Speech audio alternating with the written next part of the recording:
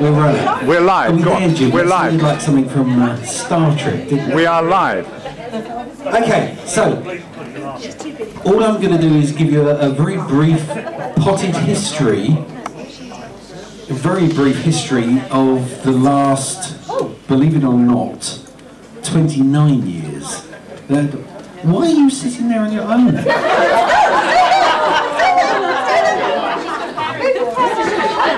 Okay.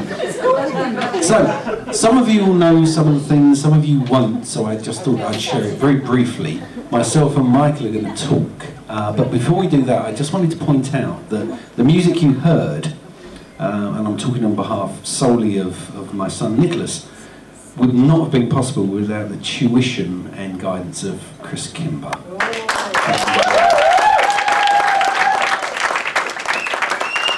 It was amazing. I've tried to play these things and it's impossible. Anyway, that was the speech, so I'm putting it there. So, 1981, I first met Nadine. Yeah, we were in school in Athens, and she has a twin sister who, at that time, was absolutely identical. Completely, everything, apart from one thing. And as I came out of maths class, I walked down the corridor and I saw the two of them walking together. And I thought, I know the one I want, but I don't know which one she is. And then, yeah, seriously, it was like buy one, get one free. And I really focused and concentrated because I knew the one I wanted, and I saw her backside. I know it sounds a bit wrong, but I saw her backside. It was a wee bit different, but I couldn't tell her that. Yeah? So I took a gamble. I thought, that's the one. I had a quick chat and said, look, is there any way you can differentiate yourself from your sister? Next day she turned up with a little apple necklace. And for about 3 months, that was the only way I could tell it was Nadine and not Serene. Anyway, so we met at school, we went through O-levels, we studied together, and believe it or not, now many of you, where's the work colleague's desk? Where is it? It's there. Yeah? She beat me at English.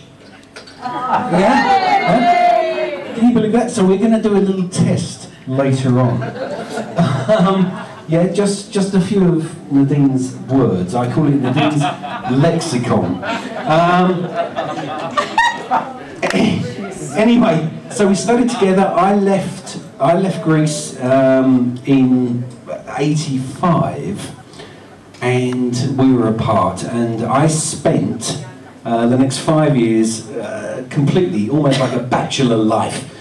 It was so intense. On Saturdays I'd go down to the fishing tackle shop, buy all my gear, and on Sunday I'd go fishing. And I did that for 5 years. That's all I did. Yeah. No! That's all I did. Seriously. Whereas Nadine was in Greece and doing this and doing that. I spent my life fishing with my brother. Mum, is that not right? Thank you. That's all I did. How sad was that, guys? Michael, where are you? Don't follow my example. Okay, so then it was time. Then it was time to get together and ask Nadine's father for a hand in marriage. And I sat there, and it was really, really strict. The father was at the end of the room. I was at this end of the room. The girls and the mum were in the kitchen, and all they could do was bring in tea. Cups of tea. No, it was tea, Renda. Believe me, my bladder remembers it. After 7 cups of tea and 2 hours later, I finally asked Nadine's father, George, for Nadine's hand in marriage, and he said to me, oh, well, yeah, but what do you do? I said, well, I work for a bank. I work for an organisation called Citicorp, which sounded quite good. It was the biggest investment bank in the world at the time. He said, well, what are you? I said, I'm a manager. He said, you're a bank manager! I kind of thought about it for a second. I thought, well, manager of a bank? Yes, I am. And he said, fantastic, you can take my daughter's hand. So we got married in Greece, but prior to that, and you're all privy to this, we were married in December. In November, Nadine phoned me up. It was 2 o'clock in the morning. I was living in Collier's Wood, in this little barrack home, and she said, I can't do it. I can't do it. I can't come. I can't leave my family. It's just not going to happen. My mum had already booked the flights for the whole family. All three of us. I mean, everyone was coming. And I said to her, look, what have you got to worry about? We've been apart for 5 years. I live in South London. I've got a 2-bedroom barrack house in a place called Collier's Wood, next to the Northern Line. What's to worry about? So anyway, she took the bait and she came. And she came. And we got married. It was a most wonderful day. It was a beautiful day. And then, of course, Nadine came to live with us, with me. And we actually went to France for our honeymoon. It was a 2-day honeymoon. Nadine missed her parents terribly and I had flu. So that was just great. And then life moved on and on. And before we had kids, I took Nadine down to the beach. My mother had just bought a place down in Chichester by the sea, and we had a flat there. And I took her to the beach. I said, oh, look at this, wonderful. Now remember, Nadine's an Arab, yeah? She's never seen the tide. So we went down onto the beach and the tide was in. She said, oh, this is nice, and we paddled and paddled. We went down 6 hours later. Where's the sea gone? Where's it gone? I said, it's out there. I said, come down onto the sand. And she wouldn't. She would not come onto the sand. She said, you go, you go.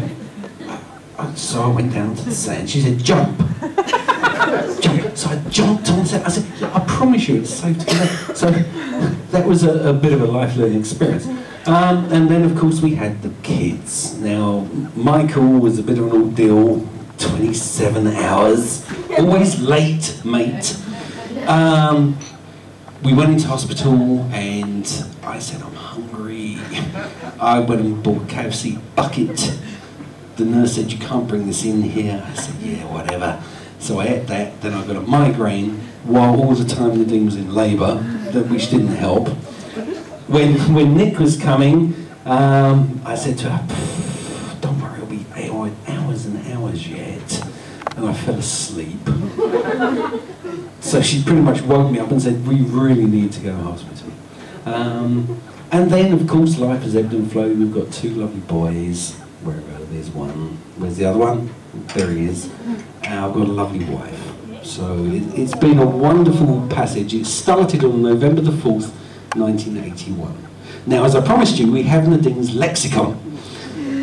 This is great. All right, bear in mind she beat me in English. These are a few words. Now, this is a bit of a competition. Okay? Now, I want anyone, they can put their hand up, and I'll pick them out. You need to translate this word. Okay? Okay?